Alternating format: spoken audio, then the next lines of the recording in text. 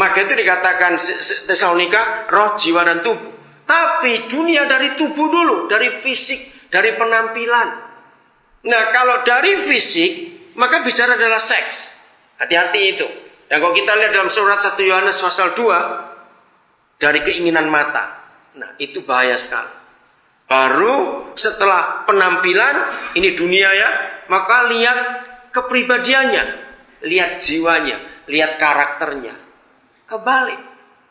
Papa kita mulai dari roh. Ya, harus tahu dia lahir baru atau tidak.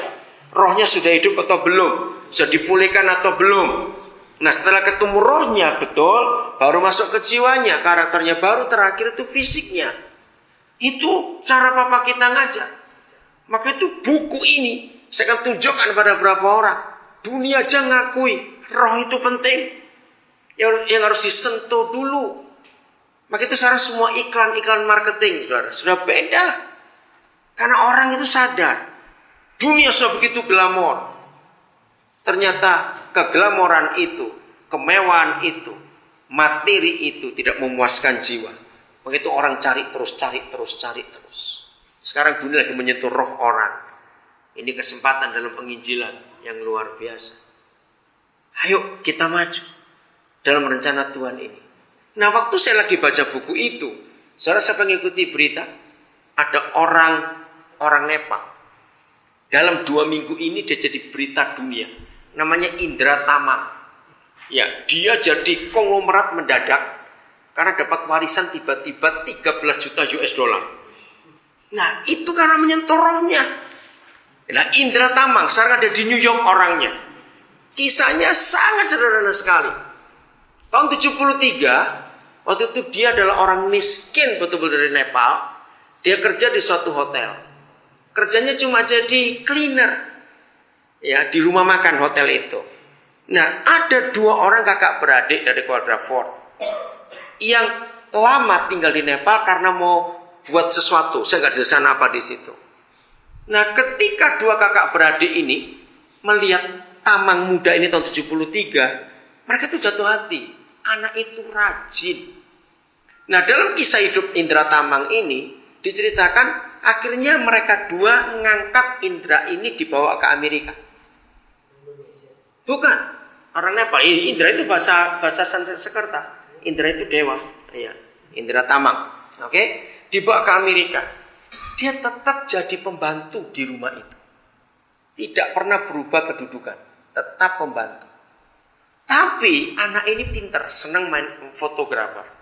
Nah, lalu yang Ford, saya lupa, Robert Ford nggak salah ya, itu adalah orang kaya sekali. Nah, dia itu kalau pergi-pergi sudah sering ganti-ganti ajudan, sekretaris, semuanya itu. Ketemu anak ini nggak minta macam-macam, nggak pernah minta apa-apa. Saya diajak pergi, jadi acara-acara jet set, ketemu-temu pejabat negara mana, anak diajak jadi fotografernya. Nah, Agustus tahun yang lalu, adik perempuan Robert Ford ini yang melihara Indra ini itu meninggal. Punya anak cuma 1. Nah, awal Mei yang lalu surat wasiat itu dibaca dan dunia terkejut. Rumah yang mewah di daerah New York dan kekayaan lukisan barang antik semuanya sehingga 13 juta dolar itu dia wariskan kepada Indra Tamang ini. Dan anak perempuannya, anak keluarga itu nggak dapat apa-apa. Kenapa? Waktu saya membaca kisah itu, saya mendengar kisah itu, lihat ini. Orang itu nggak dilihat dari penampilan, dari apa, tapi dari rohnya. Dia itu nurut. Padahal gajinya nggak tinggi, tapi Indra bisa terima. Saudara, saya baca itu, ini lagi hangat-hangatnya berita ini. Luar biasa. 13 juta dolar tanpa apa-apa dia itu. Nah, dunia lagi cari hal seperti ini. Katakan amin. Nyentuh sampai ke dalam roh orang itu. Jadi kalau saudara membaca Alkitab ini, saudara akan ketemu. Papa di surga urusannya selalu pada roh orang itu. Selalu. Maka itu ayo kita periksa kekristenan kita. Sampai saat ini. Bagaimana kita bisa melangkah. Berjalan bersama dengan Tuhan. Kita lanjut. Jadi lagi sekali ukurannya bukan berapa tahun kita jadi Kristen, berapa banyak kita hafal ayat Alkitab, bukan berapa jam kita berdoa, bukan berapa lama kita, berapa banyak kali kita khotbah seminggu, bukan. Tapi ukurannya adalah makin lama kita berjalan dengan Tuhan Yesus, makin dalam gak air itu. Amin. Makin dalam gak air itu. Kalau airnya makin dalam, berarti sungainya makin besar. Kalau sungainya makin besar, terjadi apa? Saudara, lihat ayat 6. Lalu ia berkata kepadaku, Yeskiel 47, sudahkah engkau lihat, hai anak manusia? Kemudian ia membawa aku kembali menyusur tepi sungai. Dalam perjalanan pulang, sungguh sepanjang tepi sungai itu ada amat banyak pohon di sebelah sini dan di sebelah sana. Ia berkata kepadaku, sungai ini mengalir menuju wilayah timur dan menurun ke arah Bah Yordan dan bermuara di Laut Asin. Air yang mengandung banyak garam dan air itu menjadi tawar. Saudara lihat, bagaimana laut asin itu bisa menjadi tawar? Karena ada sungai dari bait suci yang mengalir. Saudara, dunia lagi terlalu parah asinnya. Kalau saya berkata pagi ini ya, kejahatan luar biasa. Lihat Indonesia, dalam bulan Mei saja, berapa banyak kerusuhan terjadi.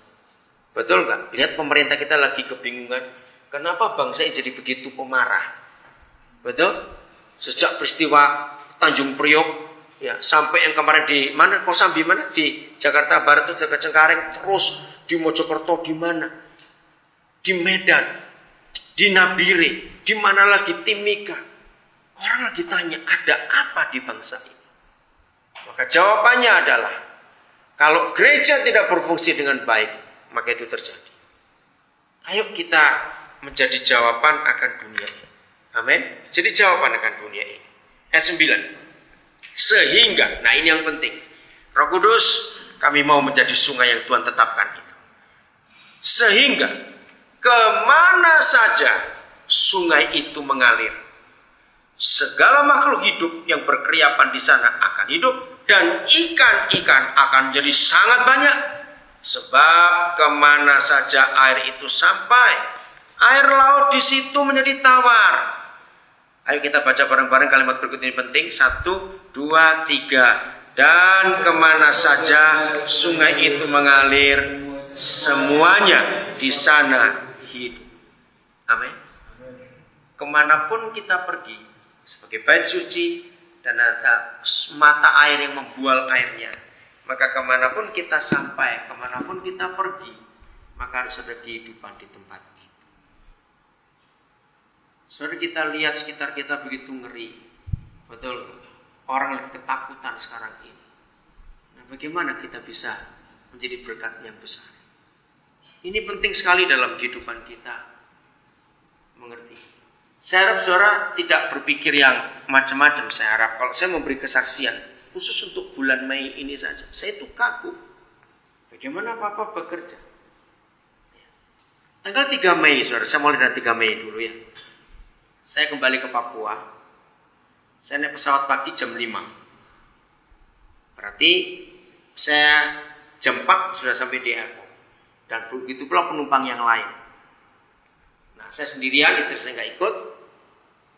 Saya selalu berdoa, siapa yang Tuhan kirim di sebelah saya? Kalau boleh saya menjadi berkat buat orang itu. Saudara, begitu saya sudah dapat tempat duduk, saya dapat di 3A. Terus 2 orang lagi ribut karena double seat. Nah, terus saya doa, Papa yang mana di antara 2 orang ini harus diselamatkan hari ini? Tuhan bilang yang pakai kaos. Oke, saya berdoa, Tuhan tolong pramugari jangan pindahkan orang itu supaya yang satu jadi dipindahkan. Itu. Ribut, akhir betul. Yang Tuhan tunjuk itu duduk sebelah saya. Tapi begitu duduk dia tidur. Ya, saya bilang ya arah masih pagi betul. Ya udah. Dia tidur, saya nggak bangunkan dia. Tapi saya siap, Papa saya siap kalau saya mesti jadi berkat dengan dia. Akhirnya dia terbangun karena makanan disuguhkan. Nah, kesempatan saya ngomong. Saudara tahu, hari ini orang itu ke puncak.